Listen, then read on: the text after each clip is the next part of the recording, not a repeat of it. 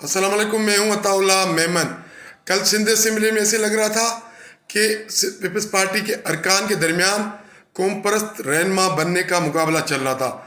तकरीरें ऐसे की जा रही थी, सबसे बड़ा कौम परस्त रहनुमा कौन है, या ये कहा जाए सबसे बड़ा कौम परस्त जियाला कौन है। तकरीरों में तो यही लगा कि सबसे बड़ा कौम परस्त जियाला इमदाद पिताफी हो। इमदाद पिताफी ने तकरीर तो बहुत ज़बरदस्त की, जज्बाती की, लेकिन उन्होंने अपनी रिवायत को बरकरार रखा। उनकी रिवायत क्या है, आज हम इस पर बात करेंगे। दरिया सिंध पर नए कैनाल निकालने के हवाले से सिंध में मुसलसल एहतजाज हो रहा है। सोशल मीडिया पर ज़बरदस्त कैंपेन चल रही है। पीपल्स पार्टी की हुकूमत को आड़े हाथों लिया जा रहा है, पीपल्स पार्टी सिंध की क़यादत को आड़े हाथों लिया जा रहा है, और ये इल्ज़ाम लगाया जा रहा है कि इन नहरों के पीछे पीपल्स पार्टी मुलव्वस है। मुसलसल पीपल्स पार्टी पर तनकीद हो रही है। आखिरकार पीपल्स पार्टी के सब्र का पैमाना लबरेज हो गया और उन्होंने अमली इक़दाम उठाना शुरू कर दिए। उस सिलसिले में गुज़िश्ता रोज़ सिंध असेंबली का इजलास हुआ, जिसमें वज़ीर आला सिंध सैयद मुराद अली शाह ने जो नए कैनाल निकाले जा रहे उनके खिलाफ करारदाद पेश की और वो मंजूर भी हो गई। लेकिन पीपल्स पार्टी के MPs ने धुएंधार तकरीरें की, ज़बरदस्त तकरीरें की, जज्बाती तकरीरें की। ऐसा लग रहा था कि ये सिंध असेंबली का ऐवान नहीं, शायद किसी कौम परस्त पार्टी का जलसा हो, जहाँ पर रहनुमा आ रहे हैं, तकरीरें कर रहे हैं और जा रहे हैं। तकरीरों में मीर नादिर मक्सी, आगा सिराज खान दुरानी, शहजील इनाम मेमन, सरदार शाह, मोहम्मद अली बलकानी और दीगर रहनुमा शामिल थे जिन्होंने तकरीरें की। लेकिन एक रहनुमा थोड़ा ज़्यादा ही जज्बाती हो गया। उसने शायद समझा कि मैं इन सबको तकरीर में मार देता हूँ और इन सब से मैं आगे निकल जाऊँगा, सोशल मीडिया पर मेरी तकरीर चलेगी, वाह वाह होगी, मैं हीरो बन जाऊँगा। और वो कौन था? वो था इमदाद पिताफी। पीपल्स पार्टी का MP इमदाद पिताफी, जो डिस्ट्रिक्ट टंडोलायर के हल्का चंबड़ से मुंतखब हुआ है। अब इमदाद पिताफी की तारीख क्या रही है? इमदाद पिताफी ने जो तकरीर की वो उसके मिजाज के मुताबिक थी?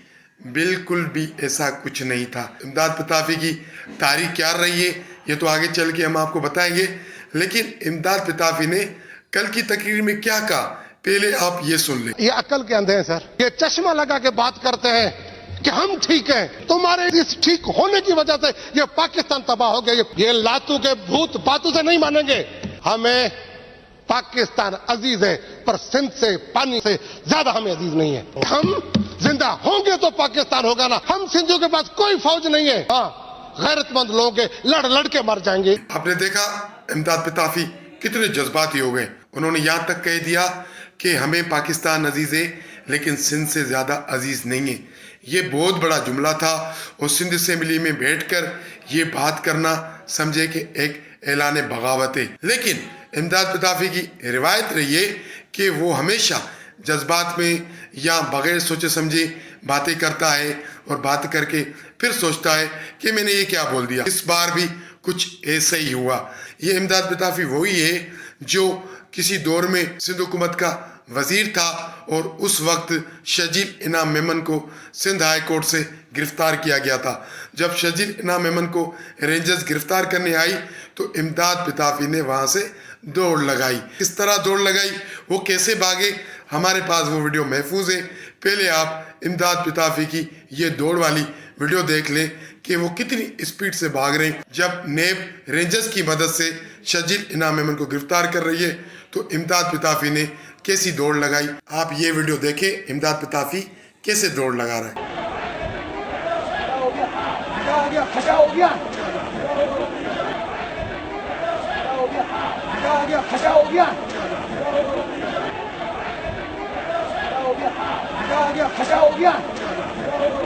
तो नाज़रीन, आपने देखा ये है वो इमदाद पिताफी जो गुज़िश्ता रोज़ इजलास में पाकिस्तान न खपे, पाकिस्तान हमें अजीज़ नहीं है, लातों के भूत बातों से नहीं मानते, ये वो धाड़े मारकर तकरीर कर रहा था ताकि सोशल मीडिया पर उसकी तकरीर चले, वो वायरल हो और वाह वाह हो कि इमदाद पिताफी ने तो रिकॉर्ड कायम कर दिए। लेकिन इमदाद पिताफी को पता नहीं शेर के ऊपर सवा शेर भी बैठे हुए और वो कहीं और नहीं इस असेंबली में ही बैठे हुए। तो इमदाद पिताफी साहब ने जैसे ये तकरीर की तो ان تک میسیج پہنچ گیا. کیا کر رہے ہو, کیا بول رہے ہو, کچھ پتا ہے؟ بولنے سے پہلے سوچا کرو, سمجھا کرو. امداد پتافی کی تقریر کے بعد دیگر کئی رہنماؤں نے تقریر کی, تو اسی تقریر کے دوران شجیل انعام میمن نے بھی تقریر کی. شجیل انعام میمن نے جب اپنی تقریر ختم کی تو انہوں نے اسپیکر کو ریکویسٹ کی کہ اس ایوان میں کچھ ارکان کی زبان پھسل گئی ہے, برائے مہربانی ان کو وضاحت کرنے کا موقع دیا جائے. تو پھر کچھ دیر پہلے دھاڑے مار رہا تھا ببر شیر کی طرح کہ ہم جو ہے نا, ہمیں پاکستان عزیز نہیں ہے, سندھ سے زیادہ یہ لاتوں کے بھوت ہیں, باتوں سے نہیں مانتے, ان کی پالیسی کی وجہ سے پاکستان تباہ برباد ہو گیا ہے. اس نے اٹھ کر کیا کہا, تھوڑا سا یہ سن لیں. ہم ہمیشہ یہ کہتے ہیں کہ پاکستان کھپے, اور ہمیشہ ہم پاکستان کھپے کا نعرہ لگا کے آگے بڑھے ہیں, اور انشاءاللہ بڑھتے رہیں گے. جیے بھٹو, جیے پاکستان. ہم ہمیشہ یہ کہتے ہیں کہ پاکستان کھپے, اور ہمیشہ ہم پاکستان کھپے کا نعرہ لگا کے آگے بڑھے ہیں, اور انشاءاللہ بڑھتے رہیں گے. جیے بھٹو, جیے پاکستان. دیکھا ناظرین, تھوڑی دیر میں ہی ہوا نکل گئی, سافٹ ویئر اپڈیٹ ہو گیا, اور امداد پتافی کا جو شعر تھا وہ بلی بن کر باہر آ گیا, اور انہوں نے ایوان میں کھڑے ہو کر کہا ہم ہمیشہ پاکستان کھپے کا نعرہ لگاتے رہیں, اور آئندہ بھی ہم پاکستان کھپے کا نعرہ لگاتے رہیں گے. جی بھٹو, پاکستان زندہ باد. تو یہ تھے امداد پتافی, جن کو سوشل میڈیا پر ہیرو بننے کا شوق تھا, لیکن ایوان میں موجود ان لوگوں نے, کن لوگوں نے, ان لوگوں نے جن کو گرفتار کیا جا رہا تھا, تو امداد پتافی نے وہاں سے دوڑ لگائی. مطلب شجیل انعام میمن نے ان کو بچا لیا, ان کے لیے اسپیکر کو ریکویسٹ کی, ان کے لیے وقت مانگا, اور پھر امداد پتافی کو پیچھے ہٹنا پڑا اور پاکستان زندہ باد کا نعرہ لگانا پڑا. پاکستان پیپلز پارٹی کے ارکان تقریریں کتنی بھی اچھی کر لیں, باتیں کتنی بھی اچھی کر لیں, لیکن قوم پرست رہنما نہیں بن سکتے. وہ کبھی بھی سندھ کے حقوق کے لیے ڈٹ کر کھڑے نہیں ہو سکتے. آپ اس ایک ویڈیو سے اندازہ لگا لیں کہ جو ایم پی اے کچھ دیر پہلے دھاڑے مار رہا تھا, بڑے جذباتی ہو کر اعلان کر رہا تھا پاکستان نہ کھپے گا, وہ 15 منٹ کے اندر سیدھا کھڑا ہو کر اس نے پاکستان زندہ باد کا نعرہ لگایا اور پاکستان کھپے کا نعرہ لگایا.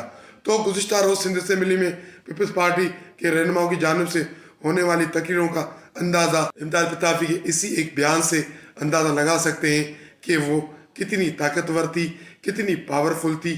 وہ صرف ریٹنگ کے لیے تھی, اور ان کو ریٹنگ مل گئی. انسائٹ اسٹوری سے آج کے لیے اتنا ہی. کل ملیں کسی اہم موضوع پر, کسی اہم ایشو پر. آپ سے ہماری درخواست ہے کہ آپ ہمارے چینل کو لائک کریں, شیئر کریں, سبسکرائب کریں. بہت شکریہ.